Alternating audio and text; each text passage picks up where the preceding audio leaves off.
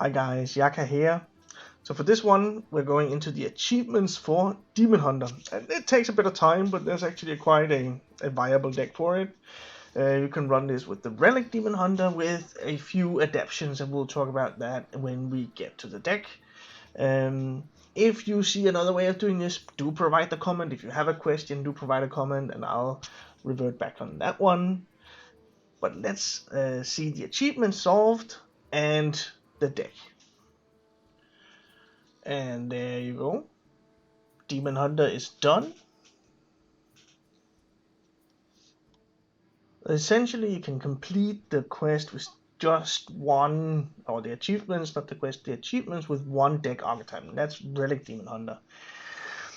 You do have to play a version which I deem is a little bit worse in the beginning, and then you can shift to a more well-rounded competitive version, but still it's around 50% win rate for the Relic Demon Hunter. So it's gonna be fine, you'll be climbing and it'll be okay, but it's not the best deck out there, but it is competitively viable. The first quest I would suggest you to complete would be the one that is Knight of the Conservatory, which is summoning this crystalline statue the same turn as it is summoned or played.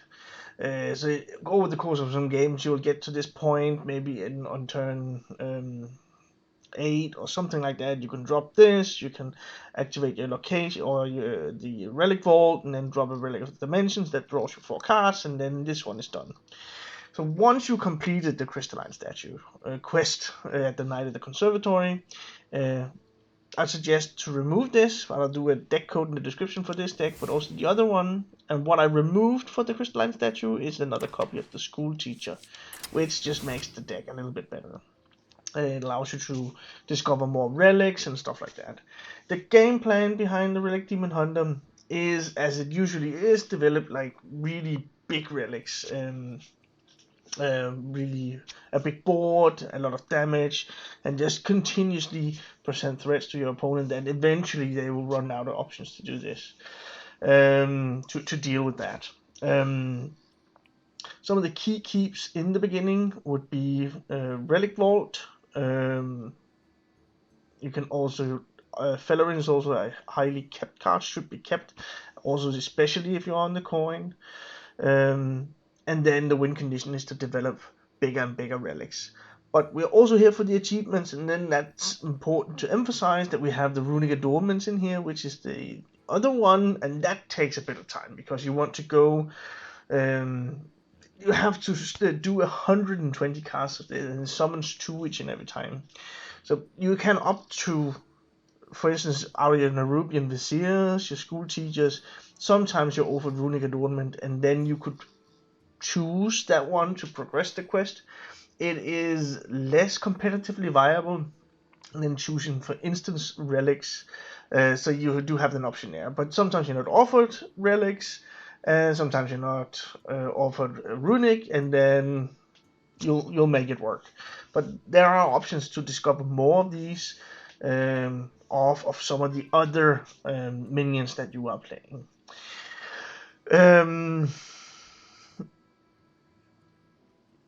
Also, one important thing to note, you'll see that in the gameplay section, other cast when drawn spells also activates. For instance, if you're up against a Death Knight, you can be like, woohoo, if it is a Plague one, because that allows you to progress the quest a little bit.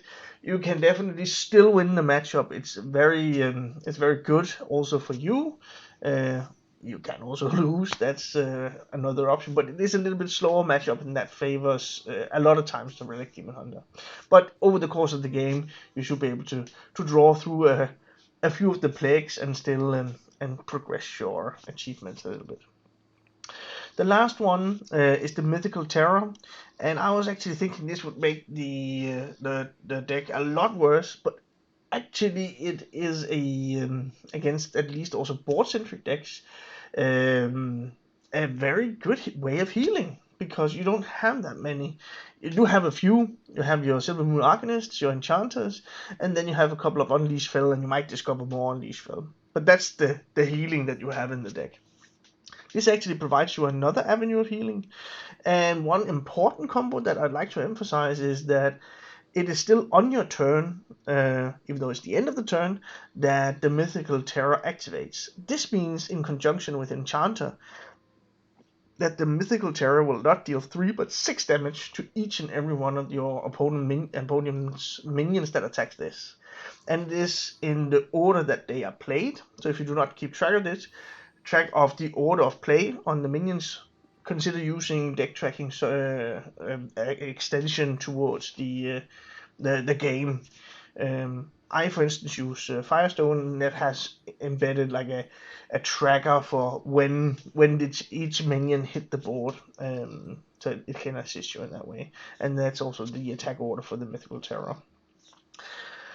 And then that also takes a bit of time. It takes 40 minions to attack this one, but eventually you'll get there. And I just run 1 copy. Instead of running 2 and getting it more consistently, you need to do 120 cast when drawn.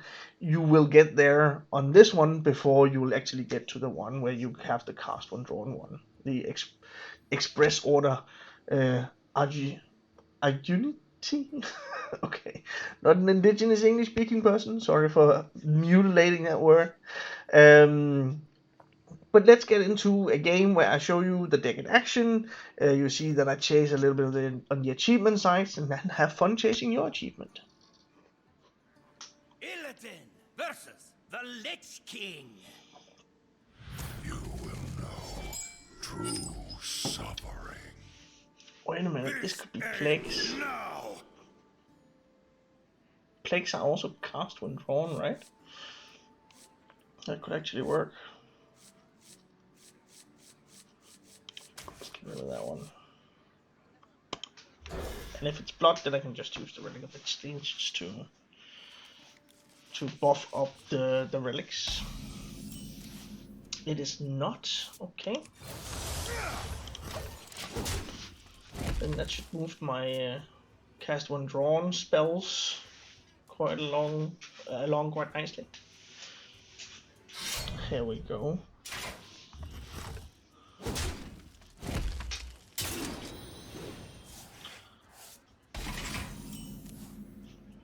Ooh, and another one. What do I want to get? This is my experience is that this is too much draw. Probably Immolation Aura. My stuff will be rather big.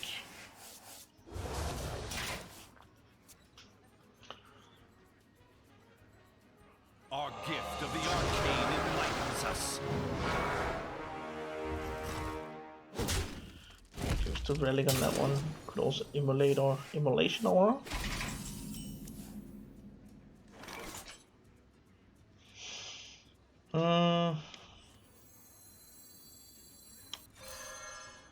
Let's just use the relic. Also the vault. Let's move it along. Even though it's not necessary at the moment.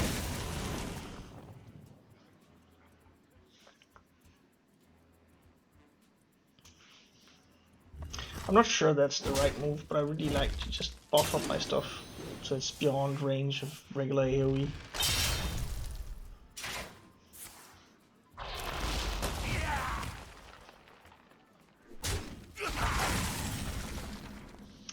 And I would say even if I lose this one, you should move along the quest quite nicely. I see. So this could actually work, but let's just... we have time.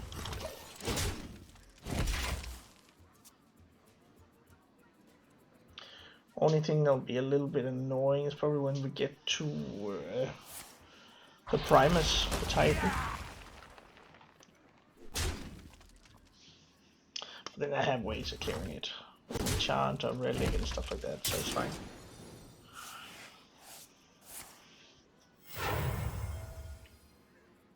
The more you struggle, the better.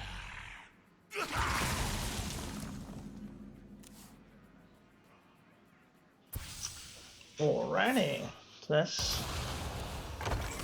progressing quest a little bit.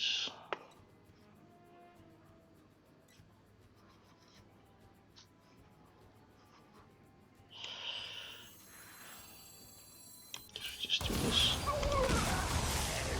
Hit face.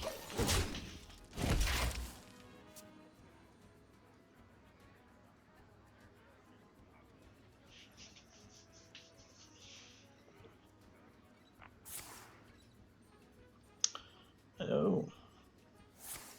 That's some big guys.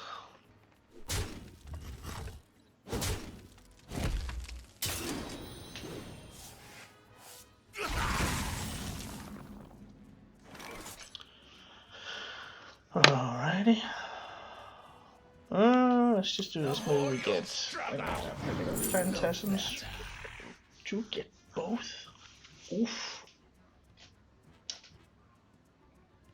I do think I want this one actually. This is gonna be some big boys, and they are also on 4 health. The AoE guy they have is 3 damage. The Tomb Trader, isn't that the name of it?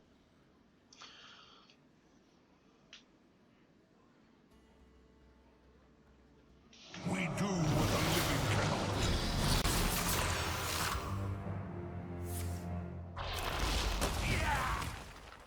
Alrighty.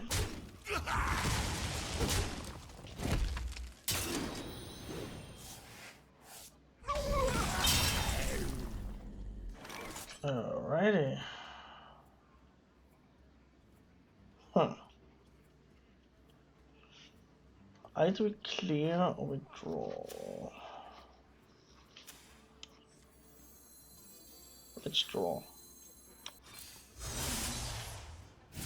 It's a good one.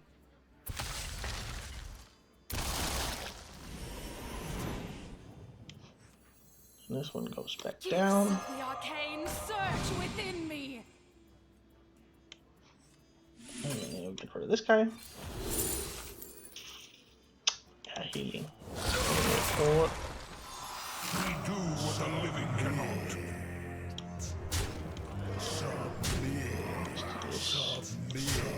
Penetrate a little bit.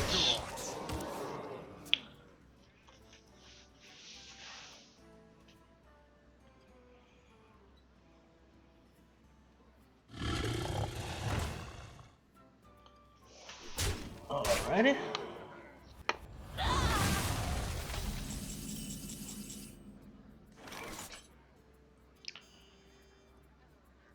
Oh, it's a lot of damage. Fair enough. I'm playing to win.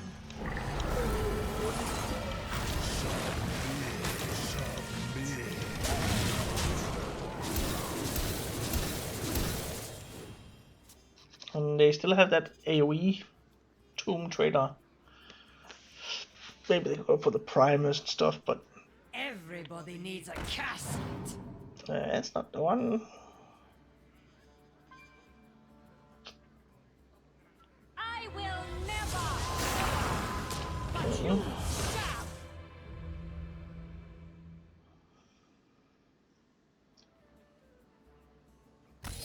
Oh man. We got some cast withdrawn, that's fine.